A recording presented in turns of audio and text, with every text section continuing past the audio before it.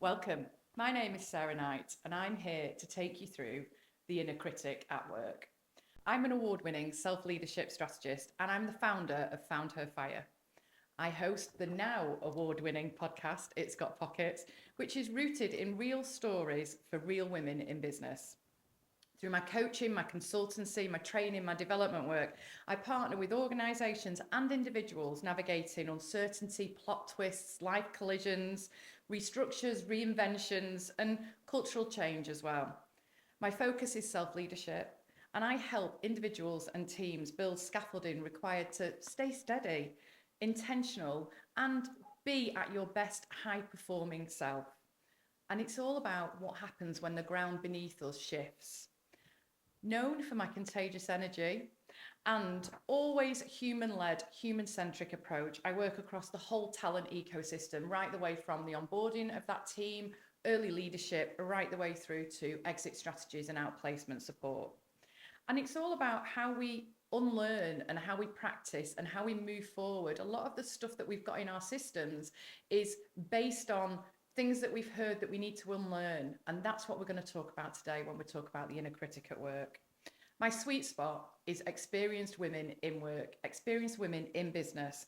And my brilliant collective, FoundHer Fire, is all about how we build the scaffolding systems for success, how we thrive. I don't teach resilience. I build the self-leadership scaffolding around it that makes it possible for all of us.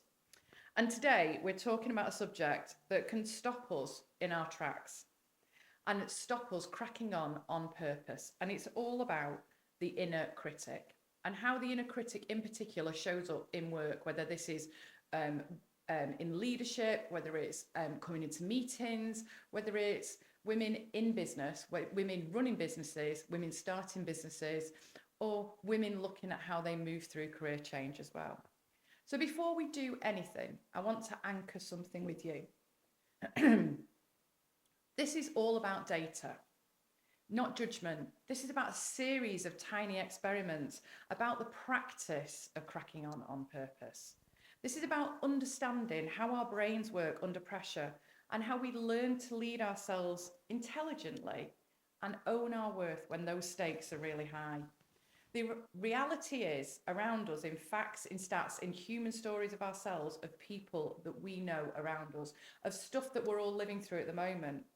If you are a woman operating in today's workplace, the stakes often feel really high. We're often under pressure. We're living in a world of uncertainty at the moment. Global research consistently shows that women report higher levels of burnout than men in comparable roles. Deloitte's Women at Work report has shown this for multiple consecutive years.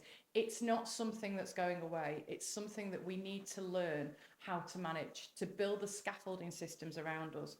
McKinsey's Women in Workplace research continues to highlight that women are more likely to be interrupted, questioned more harshly, and evaluated on likability as well as performance. I know that won't come as a surprise to most of you watching this. It's about context. When we operate in systems where visibility is high and scrutiny is real, your nervous system pays attention. Our human brain reads uncertainty and potential social risk as threat. This is all about neuroscience. This is behavioral science. And this is what anchors this program, The Inner Critic at Work. When the brain detects threat, our clarity narrows. So if you've ever felt over-prepared for something that technically didn't require much presentation or preparation, replayed that meeting in your head long after everyone else has moved on at 3 o'clock in the morning when you're waking up for it, held back from speaking because you weren't 100% certain of your voice, or felt the need to prove yourself again and again and again rather than owning your worth. These aren't character flaws. This has been about how we've been conditioned in work, in business, in life. But it's also our threat detection system doing its job. Ladies, let's meet and greet your inner critic. Your inner critic is your protection system. It's not your failure system. It's not something that we want to beat ourselves up about. It's our built-in risk and reputation scanner. It gets louder. The noise turns up when we're more visible, when we feel like we're being evaluated, when we're judging ourselves. when we're feeling uncertain, when something feels at stake. It's present because of how we've been conditioned, of how we've been taught, how we've been socialized, of the comments that we have taken in from the people around us, and the permission that we have not given ourselves to crack on, of the judgment that we've placed incredibly harshly on ourselves. It's a challenge for us to manage. The inner critic can take one piece of information and turn it into the complete story. You might present a strategy for something and one person frowns, you notice the frown. Your inner critic will say, they think you're not ready. That's not analysis. This is pattern completion. The brain is a prediction machine. It fills gaps really, really quickly. In this program, in this series of short videos for you, we're not trying to eliminate the inner critic. The inner critic is part of you. The inner critic keeps you safe. This is about how we reposition it from dominant narrator to data point. The aim of the next few videos is for you to be able to notice patterns, collect evidence, and lead yourself with more clarity, more confidence, and more focus. Owning your worth rather than consistently trying to prove it to yourself, to your inner critic. So how to use this learning? Have your workbook open. There's a workbook here for you that takes you through chapter by chapter, and that is what we're going to follow in this e-learning series.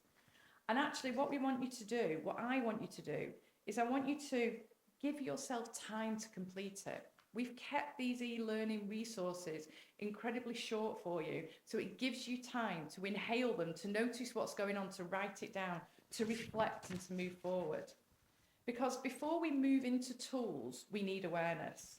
So in your inner critic workbook, what you will find is some pre-work, and that's where I encourage you to start. You'll see questions like, where does my inner critic show up most at work? When it shows up, what does it sound like? What's that voice in your head saying to you? What feels at stake for you in those moments? And when you answer that, don't just write presentations or meetings or public speaking. I'd like you to be as specific as possible. Is it when you're introducing yourself to senior stakeholders? Is it when you're walking into a networking room? Is it when you're thinking of a new pitch strategy? Is it when you're thinking about how you're going to show up in an interview, in a promotion? How are you going to start a business? How are you going to write that book? How are you going to do that public speaking, stand on that stage? Is it when you step into a new title, when you look to own something new?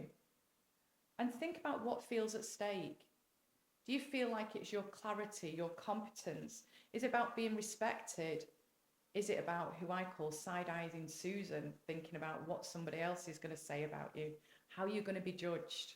That external validation that you're seeking? Is it about not wanting to conform to a stereotype?